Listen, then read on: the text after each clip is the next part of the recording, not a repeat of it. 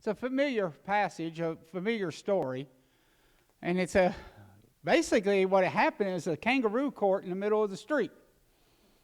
It's basically what went on in this story, because none of it was legal. None of it should have even came about. In John chapter 8, starting with the first verse, we'll just read the whole story. Jesus went into the Mount of Olives, and early in the morning he came again into the temple. And all the people came unto him and sat down and taught them. And the scribes and Pharisees brought unto him a woman taken in adultery. And when they had set her in the midst, they said unto him, Master, this woman was taken in adultery in the very act. And Moses in the law commanded us that such should be stoned. But what sayest thou? And they said, tempting him that they might have to accuse him. But Jesus stooped down, and with his finger wrote on the ground, as though he heard them not. So they continued speaking to him. He lifted up himself and said unto them, He that is without sin among you, let him first cast a stone at her. And again he stooped down and wrote on the ground. And they which heard it began to be convicted by their own conscience, went out one by one, beginning with the eldest, even unto the last. And Jesus was left alone, and the woman standing in the midst. And Jesus had lifted himself up, and saw none but the woman.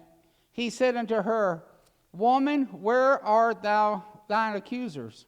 Hath no man condemned thee? Sir, she said, No man, Lord. And Jesus said unto her, Neither do I condemn thee. Go and sin no more. Now, we have a court case here. We have the charges, which is adultery, which that's what they said they found her in, was adultery. There's no telling if she was actually caught in adultery. That's what they told Jesus. She was caught in adultery.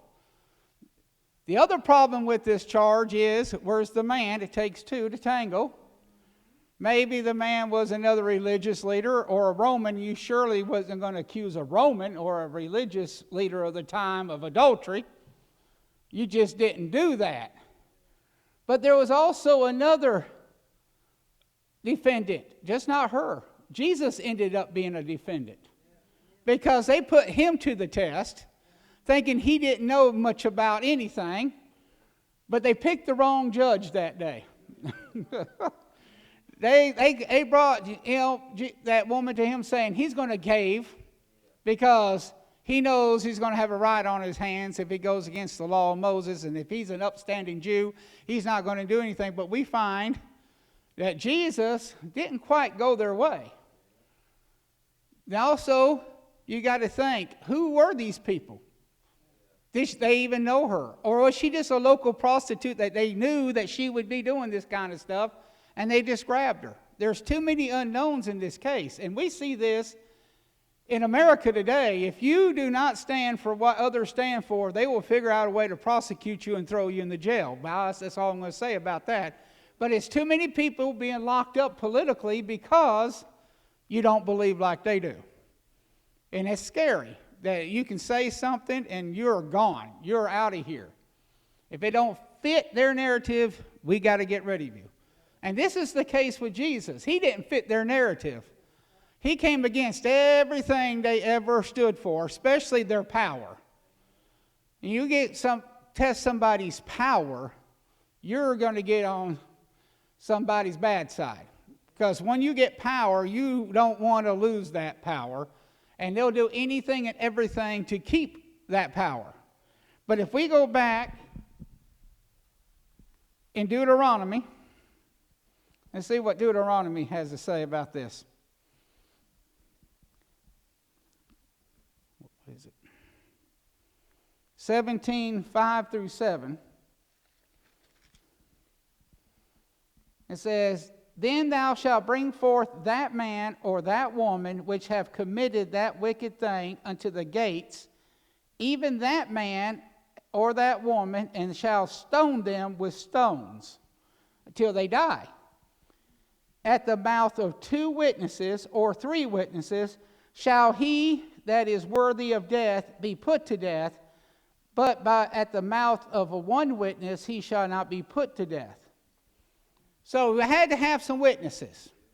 So all these people said they witnessed her doing this act. Now, if you're behind closed doors, how in the world did a street full of people get in your house to see what you was doing?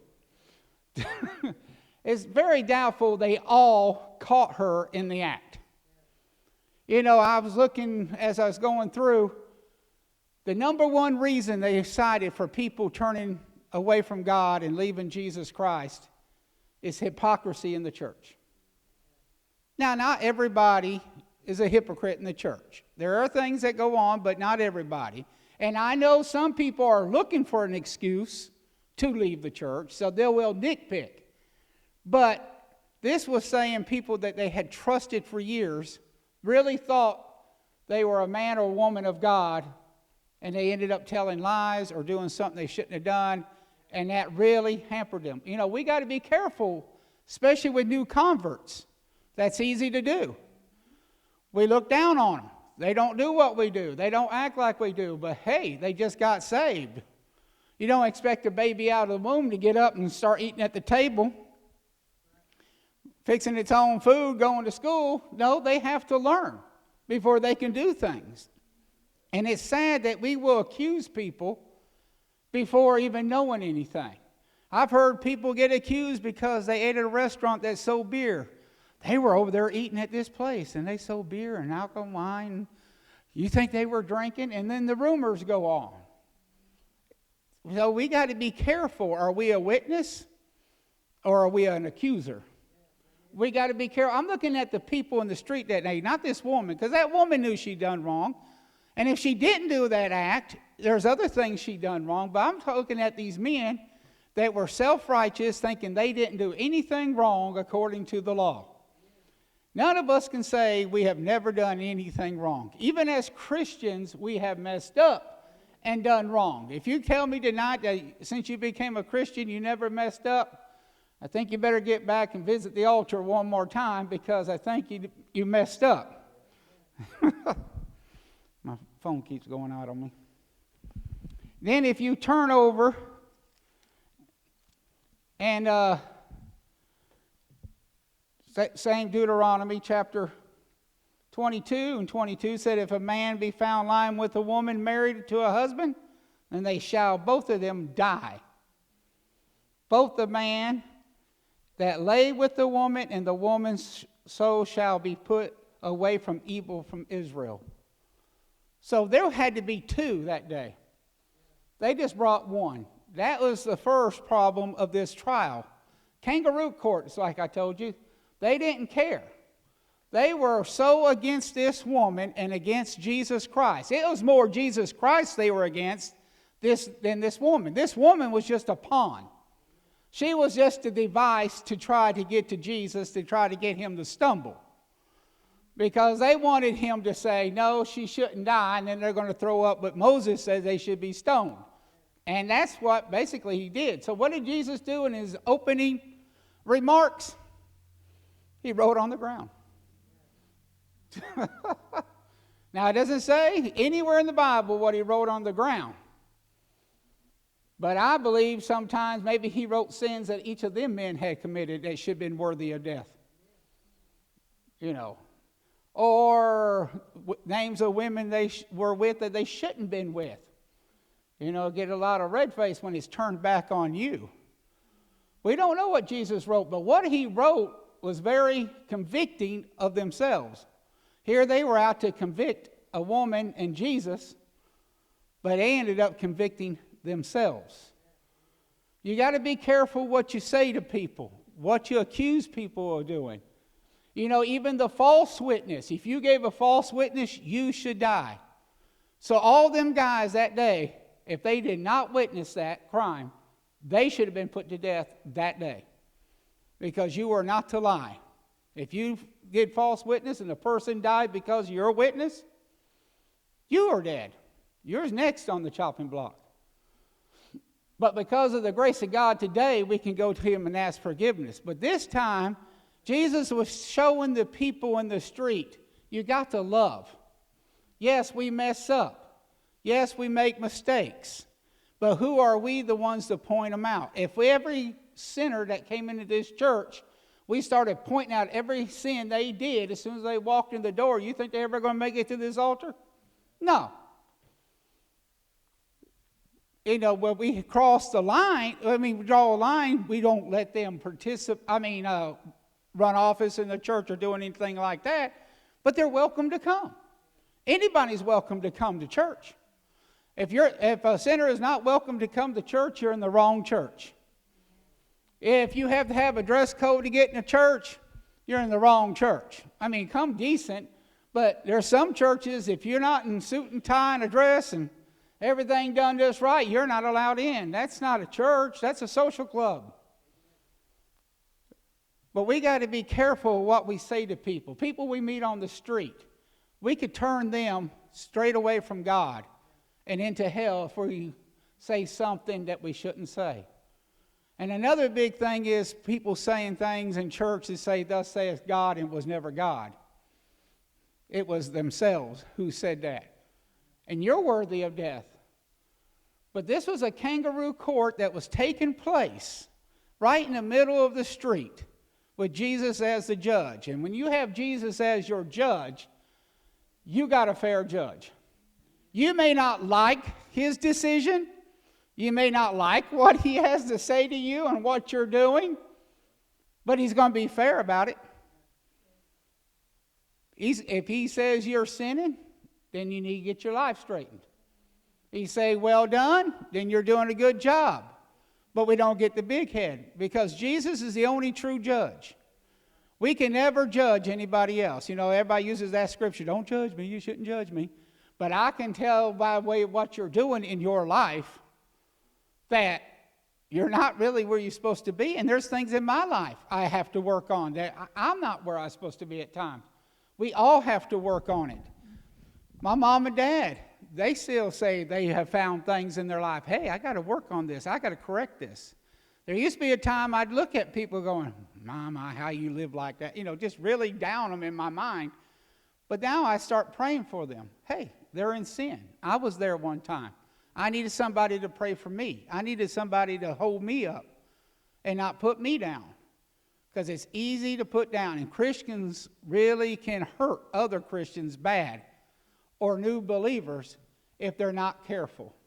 I've heard so many times in churches my dad pastored, well, I can't believe they wear something like that to church. I can't believe they let their kids go here and there. I can't believe. Well, how's your family situation?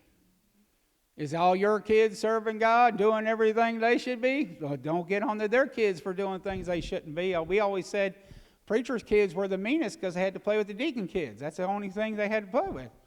So the deacon kids stuff wore on the preacher's kids, and we got in trouble. Deacon kids got off scot-free.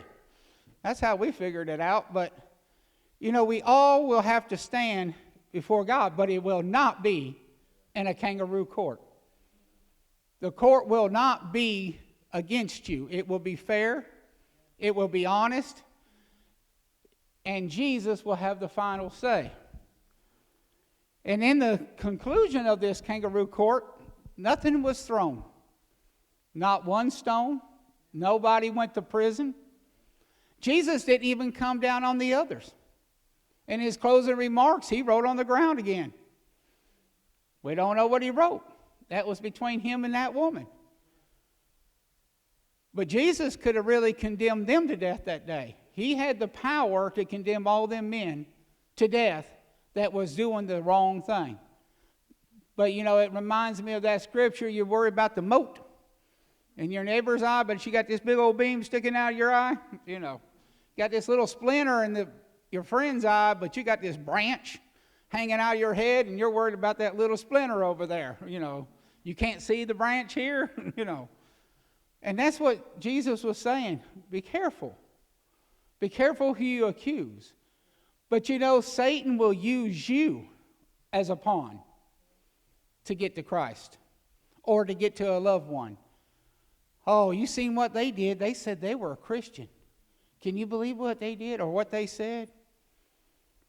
We've all said things in the heat of the moment sometimes that we wish we'd never said and you can't take back.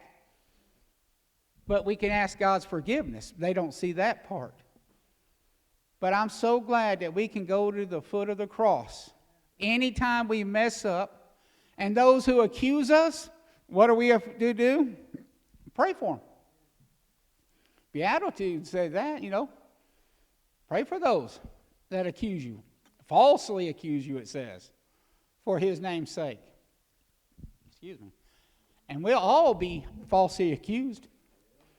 And we can see that in our society today. You say you're a Christian, it's coming after you. Because you don't fit the narrative anymore. We're throwing Jesus out. But thank God that we're still free to serve like this, coming to a church. Might be a day we might not be to happen, and hopefully we'll be gone by then. But tonight we got to remember what we say to people who are not Christians is important. But also at the same time, we got to let them know in love what they're doing is wrong. I can't condone what you're doing. I can't go along with what you're doing, but I know somebody can help you change that, and I love you, and I'm going to pray for you. Just because my child messes up doesn't mean I kick him to the curb. No, I pray for him. Just because family members do things that just hurts you and tears you apart, I don't turn my back on them. But I pray for them. I'm hoping one day that we'll all be in heaven. I got a brother still praying that he'll come back to God. I'm still praying for that day. But, you know, until that day happens, I would just keep on praying. And if I text him every day, hey sinner, you saved yet? You think he'll listen to me? You know, if I started talking to him like that, what good am I?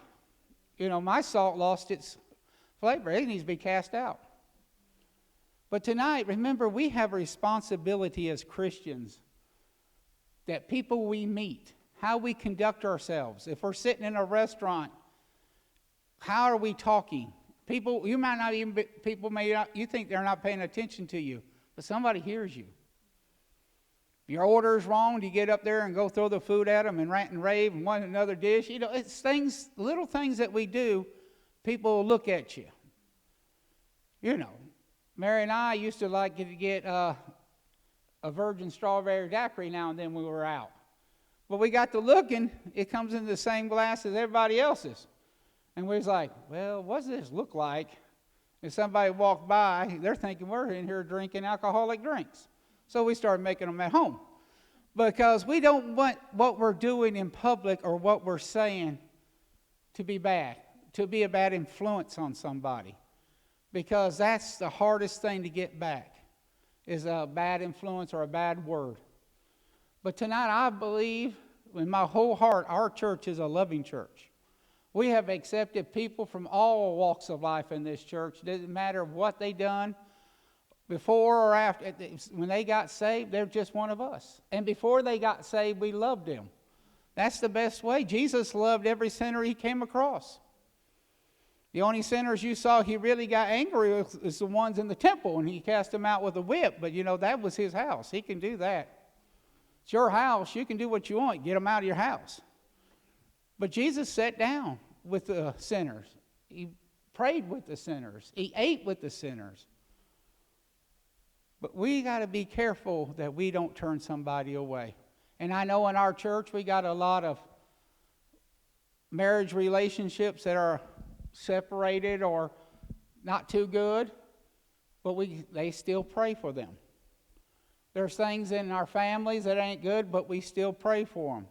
We have lifestyles that we don't agree with in our families, but we still pray for them. You got to love them. You don't have to do what they do and go visit the places they visit, but you got to love them. Or we're going to be just like them men in that street, ready to kill somebody over something they probably didn't even see. Only one person or two people actually saw it, and then you just all said, we saw it. You know, how do you get a mass of people in one little room to see the same act? And plus, the doors were probably locked. You know, we caught her in adultery. Really? All of you? You know, that's probably what Jesus was thinking. All of you caught her in this act. Okay. And where's the guy? Like I said, it was a political thing. But Jesus outsmarted them once again. Every time they tried to catch Jesus in an act, he just turned the tables back on them and made them look at themselves, made them look at what they're doing is wrong. So tonight, my young people, remember, you mess up, Ron's still praying for you. I'm praying for you every single day and night when I go to prayer, because even the young people that has left this church is not doing too good. I still pray for them. My nephew, I pray for him. My nieces in Texas who are turned away from God, I pray for them because they're being sold a bad bill of goods by Satan. But we can't give up. We got to keep loving them. Because the day I stop loving them and not reaching out to them is the day they might just really turn away and be gone forever. But love our families. Love our friends. Love the people who come through that back door who are not saved. They might come once in 3-4 months, but hey, love them. We've been Christians longer than they have. It's something new to them. New terminologies and everything. It's like that one person that came from another country, and they asked him, said, are you saved? And they said, well, I almost drowned one time and someone saved me, but not the saved that we was talking about. See, the terminology is different. Are we saved? Are we born again? You know, they don't know all this terminology. But it's up to us to pray for our friends and pray for one another. And if you see one of our brothers and sisters that you think, hey, I don't know what's going on, pray about it. Seek God first about it, and then secretly pull them aside and ask them about it. Because you might be reading something that's totally wrong. It's totally right what they're doing. It's just you assumed it was a different way. So we got to be careful of what we do. And if you ever see me doing something out and I shouldn't be doing it, please. Hey, Ron, that kind of came across wrong. You might not meant it wrong, but I think you pray about it. Because I will take criticism, but I ain't going to take criticism from people who are not serving the Lord. Because they ain't going to tell me how to serve the Lord. But I love you all, and I would not knowingly ever accuse anybody in this church or any other Christian. No. Because I love y'all so much. And I thank God for y'all because you've prayed us through and our family, and especially Nick, through a lot of stuff over the years. You really took us in. But that's all I have tonight. If anybody needs prayer, we'll pray with you. Keep remembering Mary. My daddy told her she got an old person's disease, so...